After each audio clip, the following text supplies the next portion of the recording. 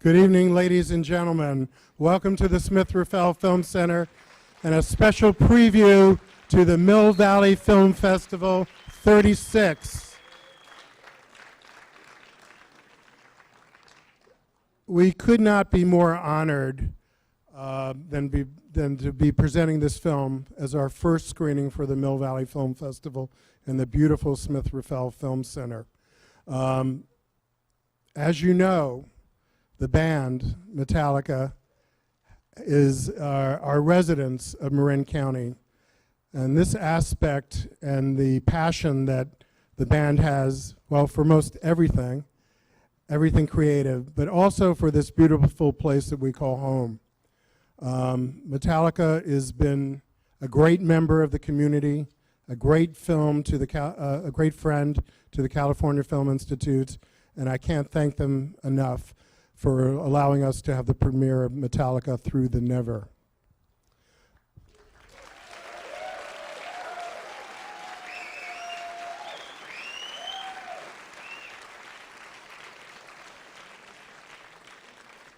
We have a number of guests tonight, and I'm going to bring them up individually just to say a couple words, and then we're going to let you go ahead and see the spectacular film. First of all, with us tonight is the director, Nimrod Antal. I'd like to bring him up.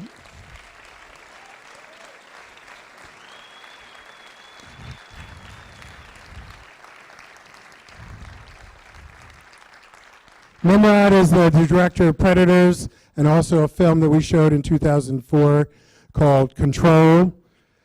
In addition, I'd like to bring up Dane DeHaan, who is the star of this film, who you'll be seeing in the new Spider-Man movie, and Kill All Your Darlings, opening October 16th. Dane DeHaan.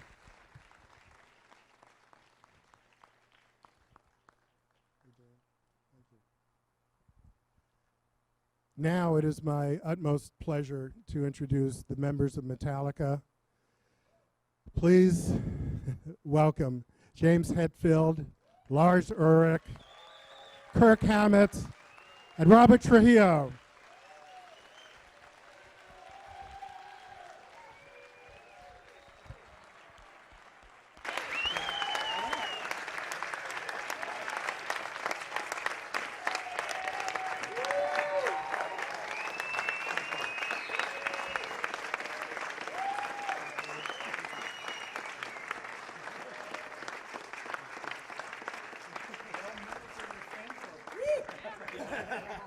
So we will have more mics by the end of the show, but for right now, would you like to say a few words, James? Yeah, sure, absolutely. Really grateful to be standing here and presenting, boy, over 2 years of work here, but really for us, 30 plus years, because this is kind of a best of live performance. So we've been working on this thing our whole careers, and who'd have thunk we'd be standing up here introing one of our movies? It is a dream and a blessing. Here's Lars. Thank you, James. Hi, Kurt. Hi, Robert. Hi, Dane. No, you know what? It's been a crazy week. We were in Toronto on Wednesday and Thursday. Rob and I were in Berlin on Friday. We premiered this movie in the Kremlin in Moscow on Saturday. How crazy is that? And last night we premiered it in San Francisco, and now we're in Marin. It doesn't get any closer to our backyard than right here. We are like, most of us live like 12 seconds from here. So when you flush the toilet in my house, you can hear it in here. So this is so cool, and you know, like, we're grateful that Mark invited us, and we are fierce supporters of everything Marin and everything San Francisco. And so to be back here and to be standing on the stage, to be part of the Mill Valley Film Festival, which I've been a huge fan of for years, is such a privilege. And to have this movie that James is saying we've been working on for a couple, 3 decades more or less, to be the kickoff for the Mill Valley Film Festival is a true honor as a film buff and as a member of the local community. So thank you for showing up and sharing this with us, and we're super psyched.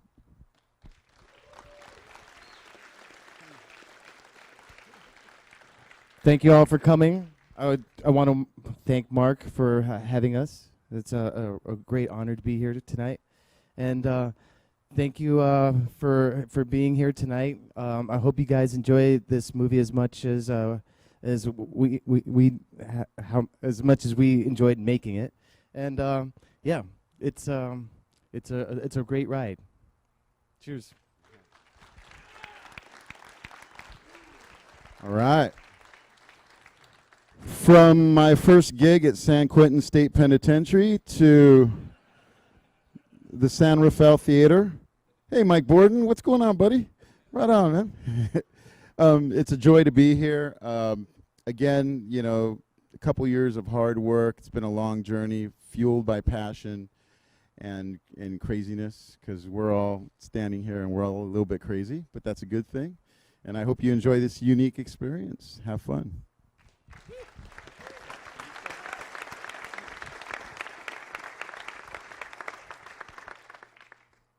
I think you should all stay standing for the entire movie. Yeah.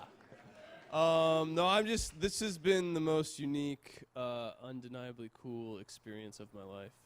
And I hope you guys enjoy it. I think it's a lot of fun.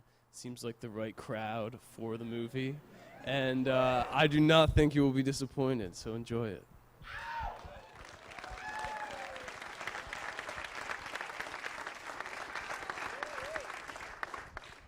I know that you guys really want to get to this film, so I'll just keep it short. It was an honor to work with some immensely talented gentlemen over the past few years.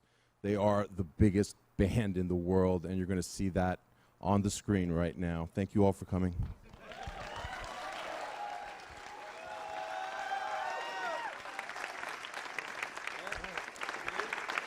We'll be back right after the show.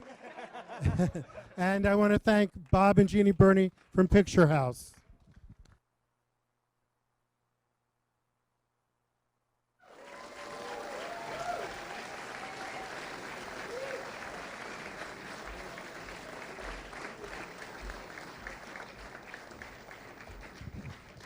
Ladies and gentlemen, it's my pleasure to welcome back all of our great friends who are involved in the film, Nimrod, Dane, and the members of Metallica, James, Lars, Kirk, and Robert. Metallica.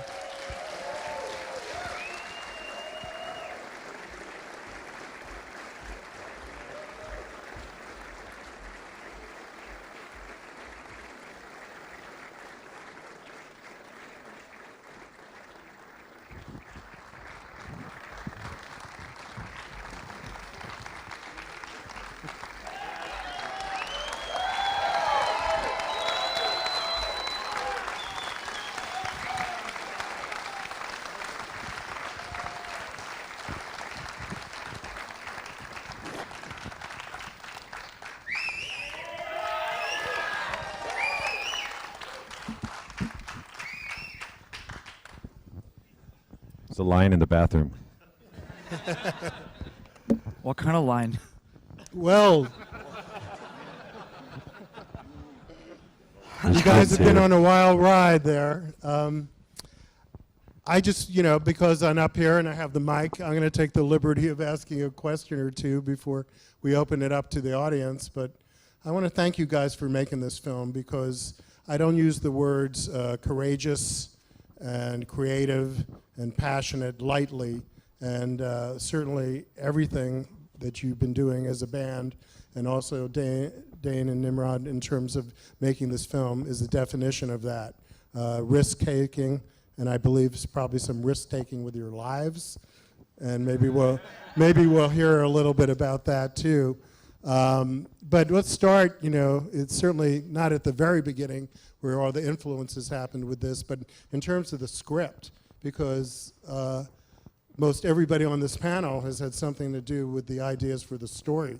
And how did that come about? I try to visualize the process. I try to visualize physically what the script would look like. And I'm having a little problem. But because it's so complicated in terms of the music and the lyrics and the famous iconic symbols that you're using and the narrative, and when you come in and you want to come out, how did this process work? Who wants to start?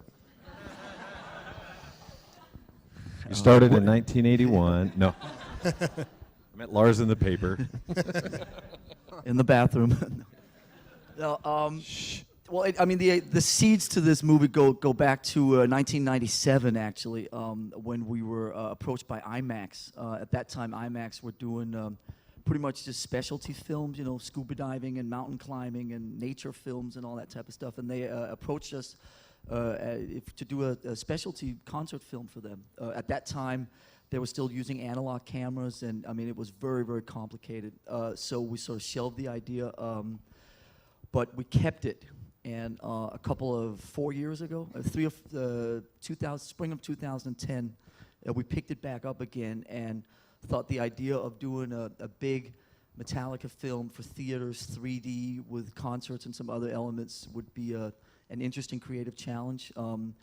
Even though the Some Kind of Monster ride was obviously documenting a pretty difficult time in our lives, the experience of the film, and especially and the way it was embraced, especially by the film community, was very positive. So we thought, you know, let's make another movie, and obviously different and so on. But the one thing that we thought that worked really well about Some Kind of Monster movie was that there was a kind of a story to it. It wasn't just about four guys in a rock and roll band. I mean, it was a story about relationships, and there was this kind of organic, dramatic arc in the movie. And so we figured if we somehow could fuse a story into a concert film, you know, something dramatic, something, you know, a narrative, that would be really cool and would be unlike anything that we'd ever seen and unlike anything anybody else had ever seen. So we started reaching out to different people, trying to find some creative partners, some writers and some directors, and that led us, excuse me. Does that mean I'm over my time? Yes. Yeah, so that led us to Nimrod. And basically, you know, once we sort of decided that he was courageous enough to take this journey with us, then Nimrod went away and created the character of Trip and put the whole thing into a script and came up with a whole sort of post-apocalyptic, nightmare and that whole thing. So really, I think the brunt of it, the credit should be given to Nimrod for writing it, even though all of us are credited. It's really Nimrod's, the narrative is really Nimrod's idea. Woo! Yeah.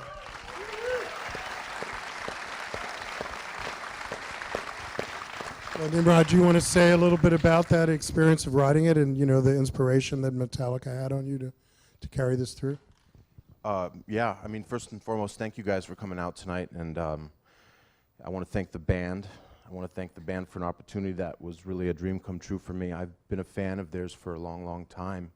And going into the project, I was initially approached by Charlotte Huggins, our producer, and she told us, she asked me if 3D Metallica concert, does that interest me? And I was like, guys.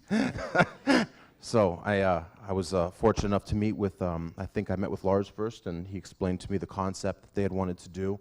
And it was so unusual, and you know, I had come from making no-budget movies in Budapest, Hungary, and that was actually a really beautiful experience for me as far as an artist. But then I found myself trying to support my kids and my family doing studio films, and it was not fulfilling. And I'm proud of those movies, and I had a great opportunity to make those films, but this kind of took me back to doing the things that I wanted to do. The idea was so far out, so weird. I thought, man, we got to try.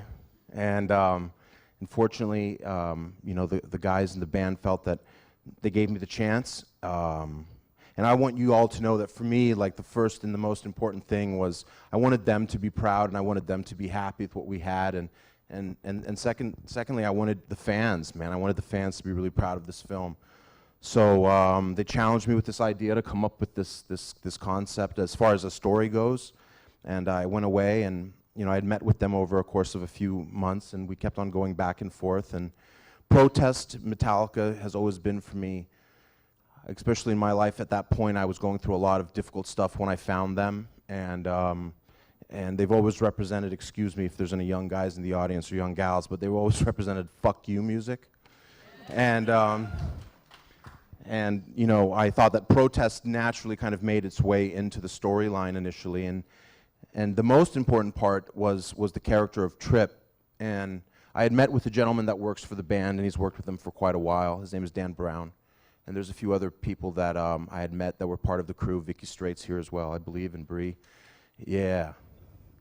And you know, what was really refreshing to me was seeing there's a band that goes out and gives it their all every night. And you guys feel it, you see it, but behind them there's also a crew of people that work just as hard to make it happen. And those people had such a love and a loyalty for that band, man. It was truly inspiring to see in this egocentric day and age to have someone really just to work for something bigger, work for something that inspired them. And Trip was born. That character just was born that moment.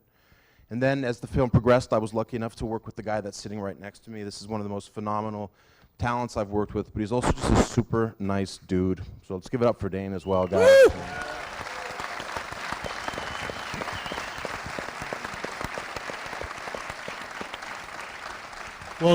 Well, Dane, you get the script.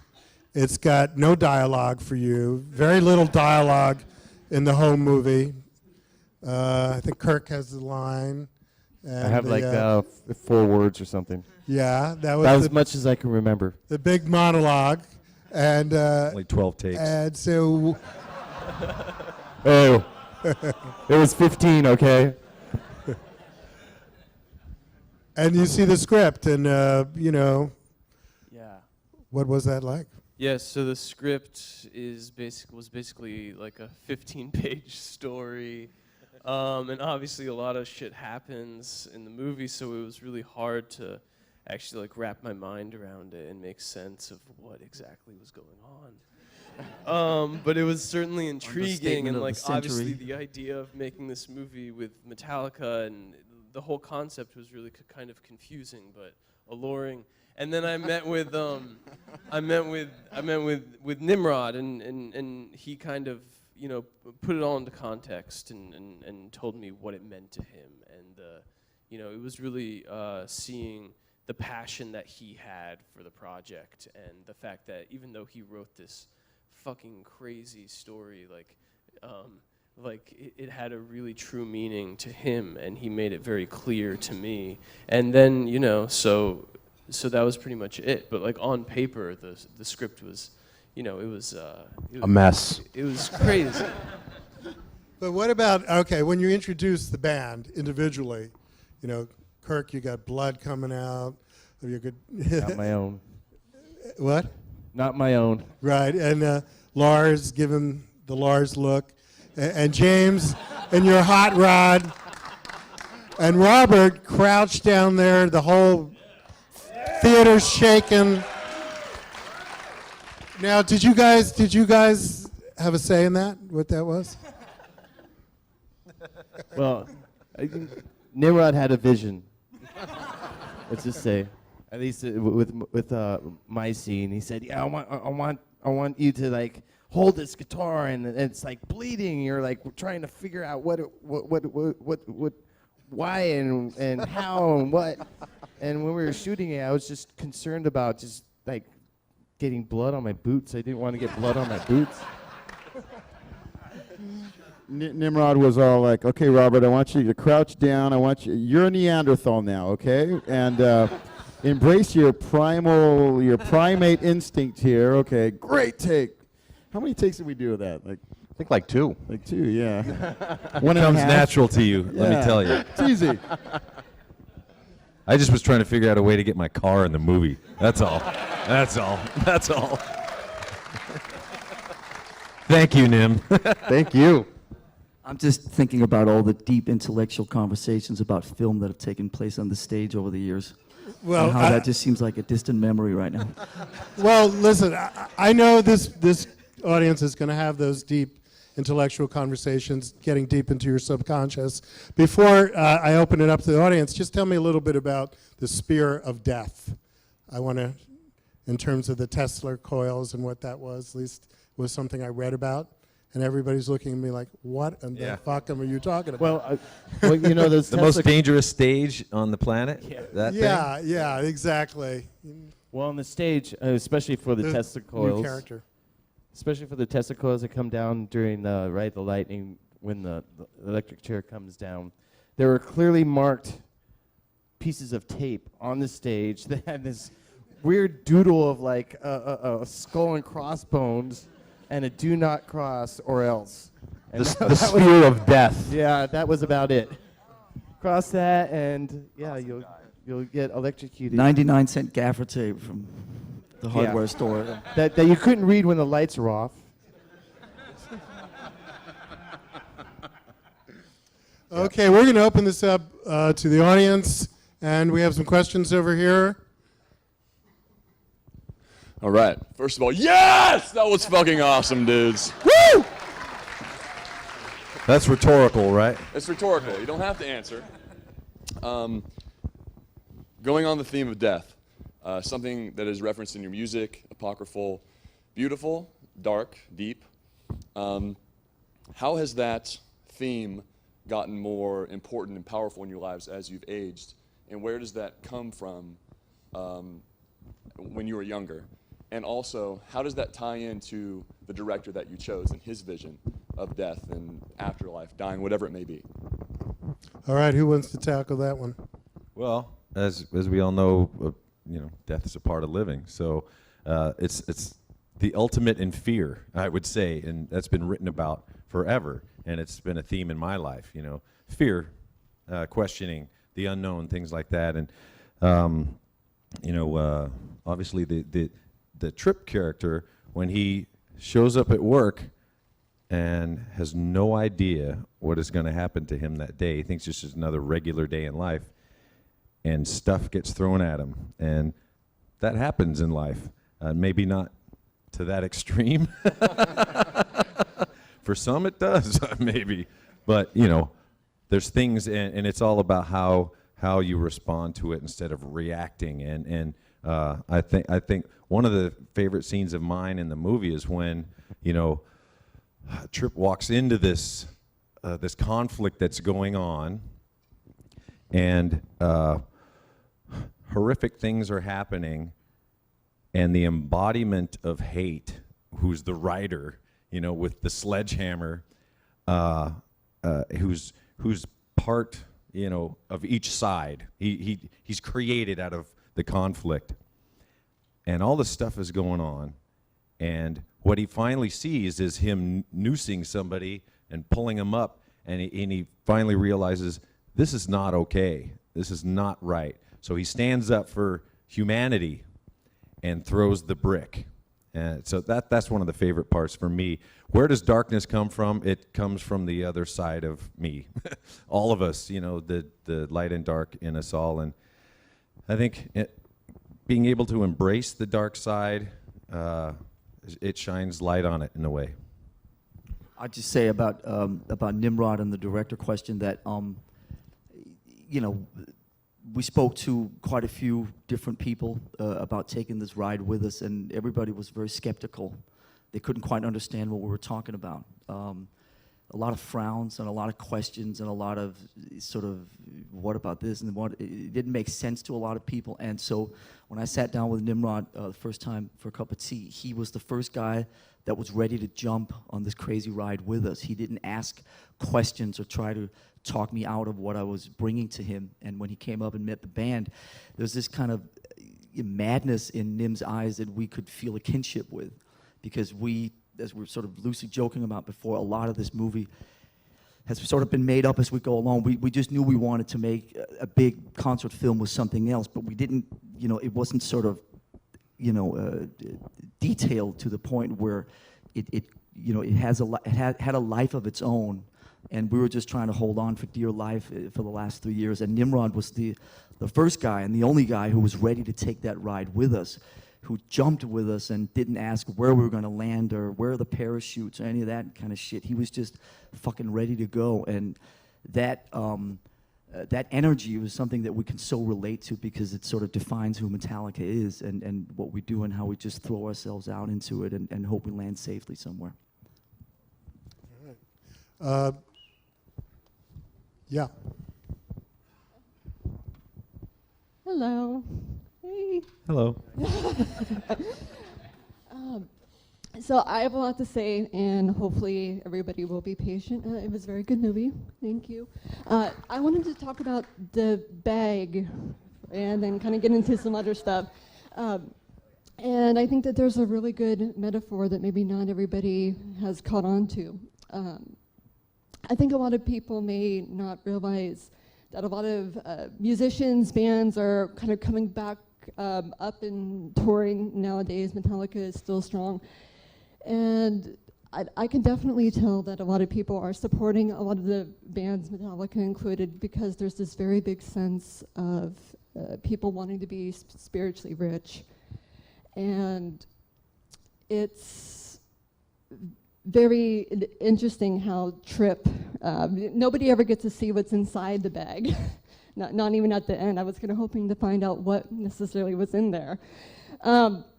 But it does make you think about the lengths that a lot of fans go through, taking planes, driving long distances, possibly putting themselves at financial, hardships a little bit just to support Metallica. There's a big love, and that love comes from the fact that Metallica's songs really touch on the human condition. I think more than any band that I have listened to. I think everybody else sees it. And thank you for your kind words, but I was just wondering, is there a question there? Yeah. So I'll skip on the bag. A lot of people.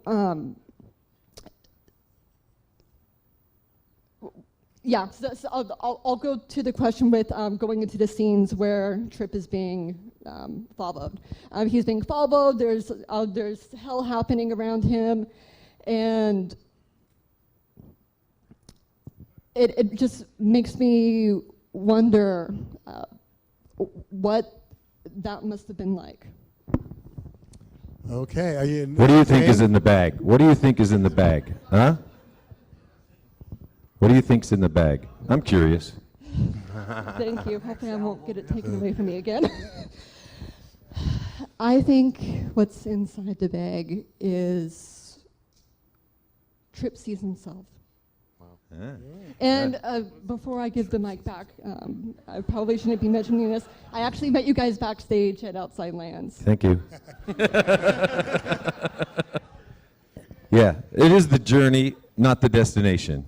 You got it. All right. No, and thank you for being so brave and talking about that. That was really cool, man. Thank you. Okay, the next question over here. It's a quick question and probably a short answer from possibly each one of you. If you're all credited to contributing to the story, mainly Trip, which portion of the story, character, or symbol were you most proud of contributing if there was a part that you would like to mention about that story? I should just say that even though we're all credited, as the writers, I mean, this is really Nimrod's story. The character of Trip, the journey that he goes on, the setting that the narrative takes place in, all comes from the wonderful, twisted mind of Nimrod. We helped shape it. We set a couple of boundaries around the story to make sure that it wouldn't run amok. But it's really, this is really Nimrod's story, 90% of it, and so he should take full credit or blame, whichever way you'd like to look at it. So it's Metallica has never been particularly credits. We like to share in the credits, and it's not 700 if it's whatever. So but it's really Nimrod's story. I think there's a moment in the film that was important for me, and that's when he just stops running. He just fuck it. All right, over here. Thanks, man. Hey guys, first Nim, thank you very much. You made Metallica fans around the world very happy. Thank you, sir. Thank you, guys. That was the goal. So I was one of the lucky guys in the crowd for those shows, and although I didn't make it into the movie, at least as far as I can tell, thanks Lars. I tried, Adam. I'm sorry. It's all right, man. You have So, to watch it a few more times. I know there was a ton of material you guys didn't get to use, right? I mean, it's a 90-minute movie. They were 2-hour plus shows, and there was a ton of stuff going on that stage that, we only got snippets of. So kind of a fun question. What's the coolest thing that didn't make it in? Well, I mean, there's 4 other songs that they performed at the concert that aren't there now, and I think each one of those individually are pretty cool. We're going to have a DVD, though, with a full concert version. So for those of you that were there, you'll see a version that is tripless. And then there's You'll also... be in that one, Adam. Don't worry. But for those of you who enjoyed the Trip experience, there's actually going to be a short film of just Trip. So... Is it going to have dialogue? With the alternative ending, right? Yeah, there's the Where he alternative hops ending on the where you horse find out with what's the in the rider. bag. They ride off into the sunset, and they become a couple. They become really friends. They It's hold possible hands. to be friends with anyone. That's the story. And then they open the bag and they see the price tag and the bill for the film.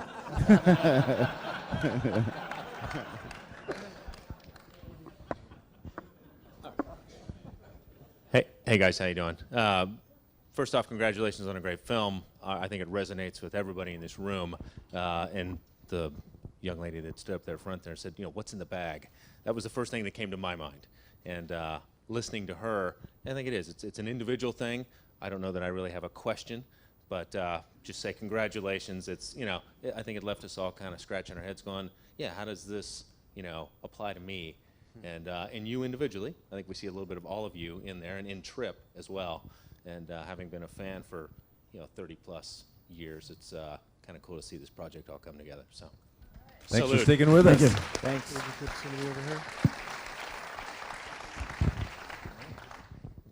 Hi guys. So my question is about the ending, not the ending itself with the bag. I'm going past that. I'm talking about the song Orion. I think that was a beautiful way to end the movie, and have it in the ending credits was fantastic. I guess my question is, whose idea was that? And because personally, I think that was a great way to bring in Cliff, just kind of like at the very end.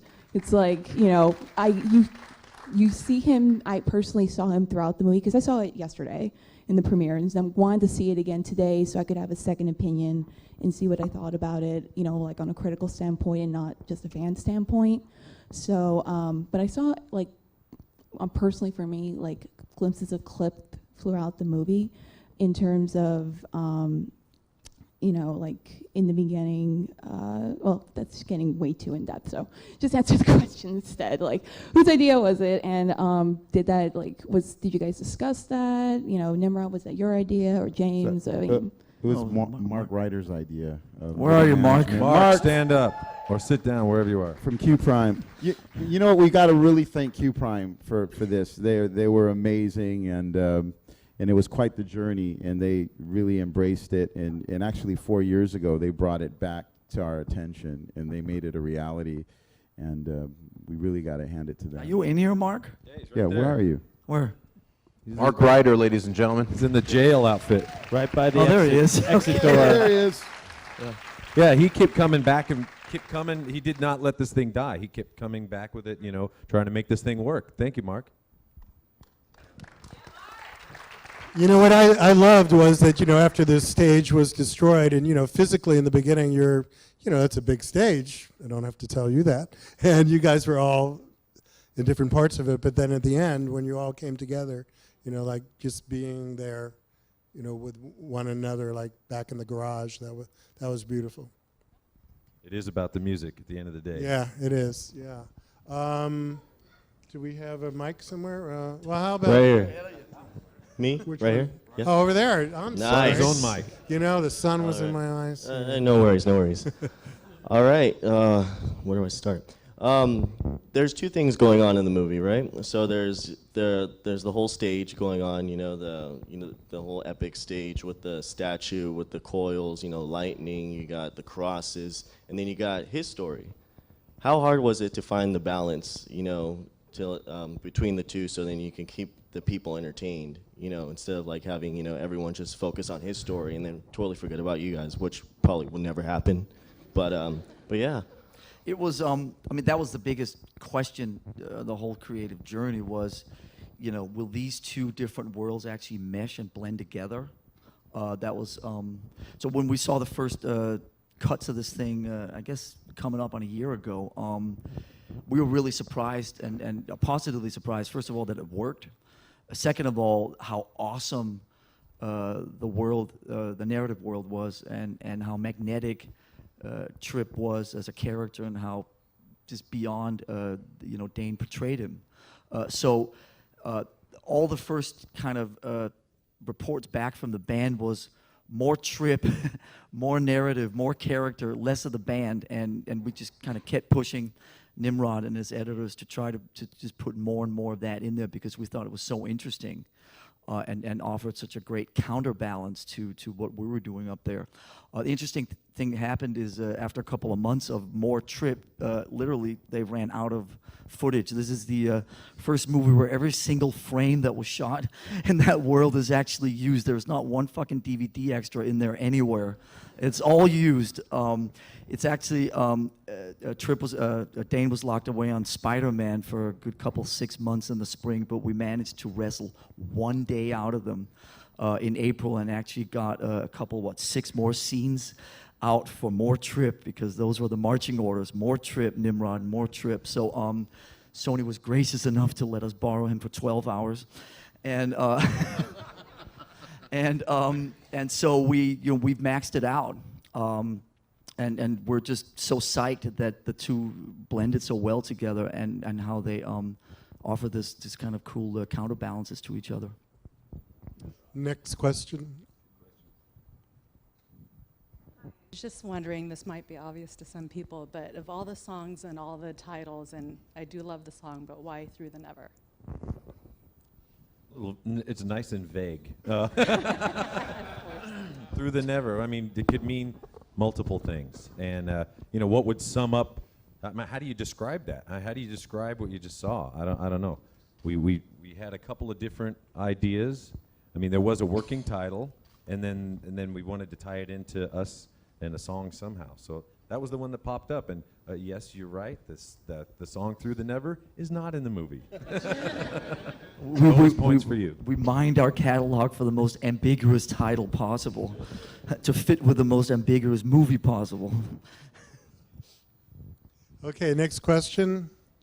Hi, thank you so much. I'm coming from, the question is going to come from, I'm a musician and a songwriter, and I recently wrote and directed a music video. So it's only 3 minutes. It's very different than producing a 90-minute film. But in that process, I learned that there's what you write, there's what you shoot, and there's what you edit. And it's been very hard to let go of some of the original visions that I've written in the script. And again, it was a script with no dialogue because it's a music video. But I've had to let go of some of those things. So I wanted to ask you, the director, what was the hardest thing to let go of from what you originally had written? And for the band, how does this compare to making a music video, just a short, one-song video? There was lots of different challenges that I had throughout the film, but editing was certainly the hardest. After we had captured all the concerts, we had a total of 30 cameras to choose from. And anybody who's been in the editing room knows that even like picking between 2 can be daunting. So when you got 30 to deal with, that's quite a task. There was also something that the band had challenged the team with, and that was, this what you ended up seeing, and we had no point of reference. Often you can say, remember that really cool thing that Deckard did in Blade Runner? And then you can go, oh yeah, and then you have a sense of, you can start communicating. But with this, it was just so far out there that we really didn't know if we were on the right track or not. Editing lasted way longer than most features, actually anything I've ever worked on. We had an editor who started with us and did a really great job, and at one point we realized we needed some more help, and a wonderful gentleman called Joe Hutching came in and really helped us take it all the way. And if to answer your question, though, I think the most difficult part in the editing process was this consistent reminder of I don't want to disappoint them. And no, it's an all kind of moment, but listen, it's true. When you get micromanaged by studios, and this is something the Suits will never understand, at one point you go, well, you know what, man, fuck it, you do it. And with this, I had 4 guys who I not only super admire as artists, but I grew to really, really love as human beings. And I was just like, man, I just don't want them to be bummed out. I don't want them to be sitting somewhere and going, dude, Nimrod fucked up. So that was like, that was the biggest emotional hurdle that I had to get over, If I can add to that, the great thing about Nimrod is he's really fearless, and Metallica is a band that obviously takes chances. I mean, I think about the time we took on 3 gigs in Paris in the middle of summer, and in one day. In one day, okay. I mean, it was crazy. Hottest summer in Paris. The hottest summer in Paris. And there was a strike. So we were in a traffic jam for about 3 hours per gig, and Nimrod has that same vigor. I mean, he's so fearless. And when he came in to meet with us, the spirit was so strong. I mean, he won us over with his heart and his soul and his passion. And just like us, we're always sort of at the edge of our seat. Everything about being in Metallica is like, like Lars says, there's no parachute. I mean, just kind of jump in the water and swim. And Nimrod had that same passion and desire. We just heard it. Yeah, we did. You're just as crazy as us, man. We love you. That's great. And I remember, I think I read somewhere, James, you said that, you hire an artist because of their work and you love it, and why wouldn't you let them do anything else? And I think that's great because you worked for 4 incredible artists who do take chances, and I always picture you guys like coming up to like a chasm or a void and looking at each other and go, let's jump. Yeah, there was a lot of jumping, Yeah. a lot of jumping involved. And I also just want to give a shout out to Mark Ryder and Tony D and Peter and Cliff, all the gentlemen at Q Prime who also took the journey with us, and they've been a support. And Charlotte Huggins, of course, our producer. And also thank, obviously, Bob and Jeannie from Picture House. Picture House. And the film is opening in IMAX on the 27th, is it? And on There's theaters. a full week in every IMAX theater in North Yeah. America, and then goes a big word I've learned, wide. It goes wide October 4th. Okay. So I want to thank you guys again for just giving us this gift, and your audience and the fans this incredible gift. And hope to see you and welcome you back at the Rafael again. And also, Mark, you. thank you so much for having us. It's so cool to be sitting up here on the stage. First in, last out, motherfuckers. All right, thank you. Thank you. Thank you. Thanks.